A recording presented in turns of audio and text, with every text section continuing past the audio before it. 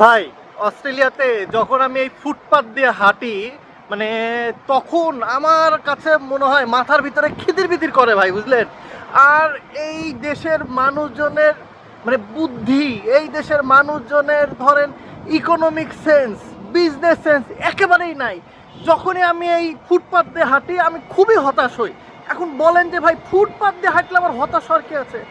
মানে হতাশ হব না? আপনি চিন্তা করেন, এইরকম এত সুন্দর ফুটপাত দেখেন, কোথাও কোনো মানুষজন নাই, একদম ফাঁকা পড়ে আছে। এরকম একটা ফুটপাত, মানে এরকম একটা ফুটপাতে যে কত ধরনের কি করা যায় এরা কেউ জানেই না ভাই। মানে আপনি চিন্তা করেন, এই ফুটপাত হচ্ছে মানে ইকোনমিক্স, বিজনেস, দেশের অর্থনীতি চালিকা শক্তির একটা অন্যতম হাতিয়ার। এই ফুটপাত দিয়ে যে কত কি করা যায় এখানকার মানুষজন ভাই জানেই না। মানে পুরাই এরা দেখছি নন বিজনেসম্যান। আপনি যেদিকে যাবেন দেখবেন খালি ফুটপাত আর ফুটপাত, একদম ফাঁকা পড়ে আছে। অথচ এই ফুটপাতগুলোতে আপনি দেখেন কি হয় না বাংলাদেশে। মানে এই ফুটপাত বলতে পারেন যে আমার তো ধারণা অস্ট্রেলিয়াতে সুপার মার্কেটে যা না পাওয়া যায় ওটা ভাই আমাদের বাংলাদেশে ফুটপাতে পাওয়া যায়। আপনি যান পল্টনে, যান আপনি গুলিস্তানে, যান খালি ইলেকট্রনিক্স, মোবাইল থেকে শুরু করে চার্জার থেকে শুরু করে কী চাই সব আছে। আপনি নিউ মার্কেট যান, জামা কাপড় মানে জাঙ্গিয়া প্যান্টি থেকে শুরু করে জিন্সের প্যান্ট, জামা কাপড় সব আপনি ফুটপাতে পাবেন, বেডশিট থেকে শুরু করে। আপনি ধরেন ধানমন্ডিতে যাবেন, খালি খাবার আর খাবার, মানে খালি ফুড কোর্ট আর ফুড কোর্ট। আপনি নিউ মার্কেটে যাবেন, নিউ মার্কেট পুরাটাই তো ভাই সুপার শপ ফুটপাতের উপরে। মানে ডেইলি বাজার থেকে শুরু করে কাঁচা বাজার থেকে শুরু করে কি না পাওয়া যায় মানে ফুটপাতে।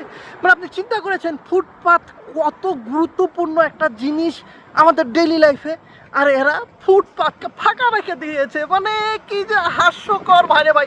মানে এরা জানেই না যে ফুটপাত থেকে কত ইনকাম হয়, কত আয় রোজগার হয়। আপনি চিন্তা করেন কতগুলা মানুষের রুটি রুটি হয় ফুটপাত থেকে। বাংলাদেশে ফুটপাতে ধরেন যে ব্যবসা করে ও টাকা পয়সা ইনকাম করে, যে লাইনম্যান থাকে ধরেন যে কালেকশন করে, টাকা কালেকশন করতে হয় না, এটা নিয়ে এসে লাইনম্যান নিয়ে যায় ছেড়ে। আবার ধরেন এলাকার যে নেতা খেতা আছে, আগে তো ধরেন আওয়ামী লীগ করতে, এখন নাকি আমাদের ওই যে তারেক ভাইয়ের দল নাকি করছে খুব। তো ধরেন ওখানে একটা লেয়ার আছে, ধরেন লাইনম্যানের ইনকাম হইলো, তার ফ্যামিলি চললো, লাইনম্যান থেকে ধরেন এলাকার কমিশনার পাইলো, তারা ইনকাম হইলো। ওইখানটাতে সিটি কর্পোরেশন তো এগুলো দেখার কথা ছিল। সিটি কর্পোরেশন যেহেতু এগুলো তুলে না, অবৈধ উচ্ছেদ করে না, ওই লেগে সিটি কর্পোরেশনের কর্মকর্তারা ভাগ পায়।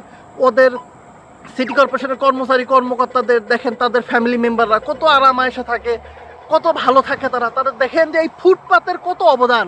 আবার ধরেন এই ফুটপাতে আপনি ধরেন কারেন্ট লাগে, বাতি জ্বালাতে হয়, তার মানে বিদ্যুৎ অফিসও ভাই এখান থেকে টাকা নেয় ভাই, পায়। মানে দেখেন বিদ্যুৎ অফিসের কর্মচারীরাও কিন্তু দেখেন কত জীবনযাপন, মানে ফুটপাত থেকে শুরু করে কত দিকে টাকার প্রবাহ চলে। আপনি চিন্তা করছেন, পুলিশ ভাইরা নিরাপত্তা দেয় ফুটপাতের বিজনেসের লেগে, ওদেরও লাইনম্যান আছে, ওখান থেকে ভাগ আমাদের পুলিশ ভাইরাও পায়। দেখেন আপনি এই ফুটপাতের বিজনেস থেকে, মানে ফুটপাত ইকোনমিতে যে কত বড় একটা ভূমিকা রাখে, কত শ্রেণী পেশার মানুষের পেটের ভাত জোগাড় করছে ফুটপাত, চিন্তা করেছেন?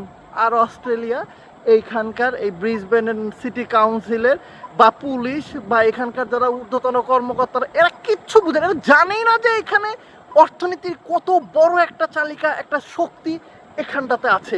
মানে এটাকে কতভাবে ইউটিলাইজ করা যায়। এরা মানে একেবারেই ভাই মানে নন বিজনেসম্যান, এরা নন ফার্টিলাইজার, এদেরকে দিয়ে ভাই কিছু হবে না। খুবই হতাশ ভাই, এই দেশে থাকার থেকে না থাকাই ভালো। মানে এইসব বিষয় দেখে, এইসব ফুটপাতের অব্যবস্থাপনা দেখে ভাই আমি খুবই হতাশ ভাই, খুবই হতাশ।